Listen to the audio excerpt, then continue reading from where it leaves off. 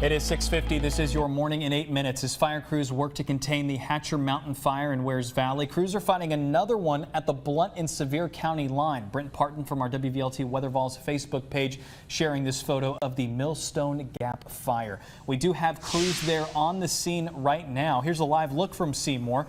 Sevier County officials tell us the fire spans about 650 acres. Still dark, but you can see those little smatterings of light in there with those flames. We are working to learn just how much of it is contained or if there are any formal evacuations. An emergency shelter is available right now if you feel like you need to evacuate at Seymour Christian Church. And while many of you were sleeping last night, fire crews continued to battle the more than 3,700-acre Hatcher Mountain fire in Wears Valley. This is just one of the more than 100 structures burned by the flames. The fire only 45% contained. And while many people are waiting to hear if they'll have a home to return to, one woman found out her home burned to the ground. Inside of it, priceless mementos and her life savings in cash. 72-year-old Sue Barker got a text from someone showing her burned down home. She left home for work before the fire started and wasn't allowed to return. All she has are the clothes on her back. I have tubs of handwritten greeting cards from my grandchildren and my children. They don't even know I saved that. I was saving it for when, I'm gone, they can open it up and see. Oh, Mom loved us enough to save all the silly little drawings we did and stuff. I had a whole tub of those, and I know they're not there. She says that she's grateful to be alive. Barker's staying at a hotel right now that is free of charge for the time being. She does have friends and family who are helping her as she figures out what's next. We're about to walk through this. We better run. Yeah, let's go.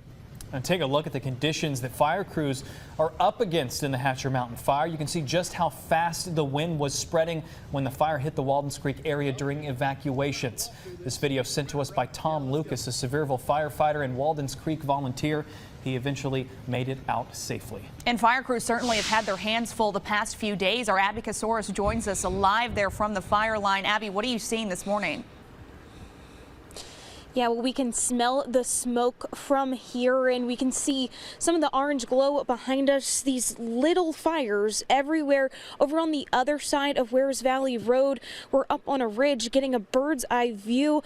You can see the orange glow, some of the smoke. We have seen some of that fire go down since we've been out here just in the past couple of hours. Some areas reigniting, others going down.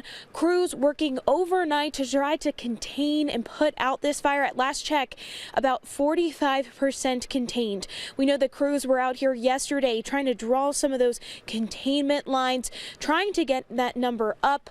Now the crews working overnight, and they will be back out here throughout the morning. We're also going to have some crews, some of those helicopters that have been using those dump buckets to also try and help.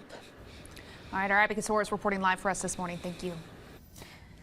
And evacuation efforts, those are still in effect right now. You can see on your screen there, the pink area is where the homes are evacuated from. Those are very much still in effect this morning. We'll let you know when that changes. The Red Cross, along with other churches and community centers, have created shelters for residents affected by the fires to go to. Here is a look at what is open. We have a full list for you on the WVLT News app. And if you need general information or have any information to provide about the areas affected, you can call this number, 865-774-3899.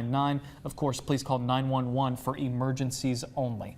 And Sevier County officials are bringing back a donation website used to help wildfire victims in 2016. Many of you remember it's called mountaintough.org. A live look at the website right now. There are links to the donation center if you want to help those in need. Also community resources like housing and rent, and a way to contact officials for help. We do have a link to this site in our WVLT News app. New this morning, a person is in the hospital with life-threatening injuries after this accident last night, this crash last night happening at the intersection of Atkins Road and Tazewell Pike. Crews had to rescue the person out of the car. LifeStar was called in to take the person to UT Medical Center. And right now, Knoxville police need your help finding this missing woman. This is Crystal Goey. Investigators say she went missing from the Sutherland View Apartments between noon and 5 o'clock yesterday. Her car, cell phone, and wallet were left at the apartment. If you see her or if you know anything at all, call 911.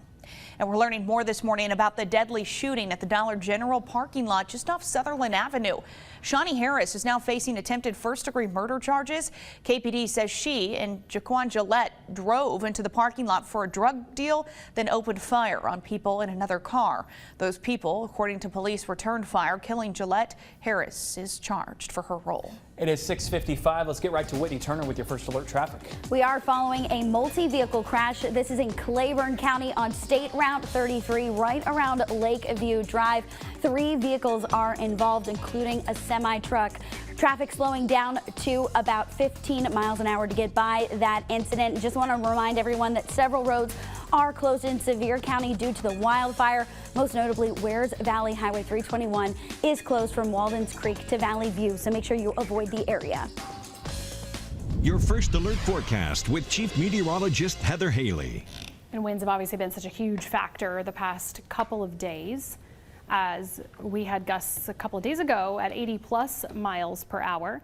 Luckily, that was cut in half from the mountains to 40+ yesterday and continues to cut down. We're also turning the wind, so we've got a steady westerly flow here across our area. It's going to keep turning to a cooler wind, but let me show you how that'll actually affect the smoke. A lot of you are still at least seeing some of that haze or smelling it a bit in the air. I know Abby mentioned she could smell it obviously nearby.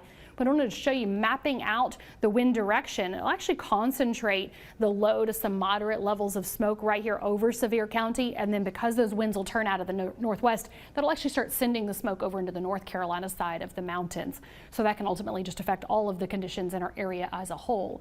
Right now, we do have a couple of showers dropping from those clouds, a couple of spotty mountain top snow showers like Bell to Harlan and tops of the Smokies. Meanwhile, it's just been sprinkles around Wears Valley and Seymour. And as I said, it's cooler air headed our way. 36 right now, Jamestown to 41, Washburn, and 43 now in Knoxville.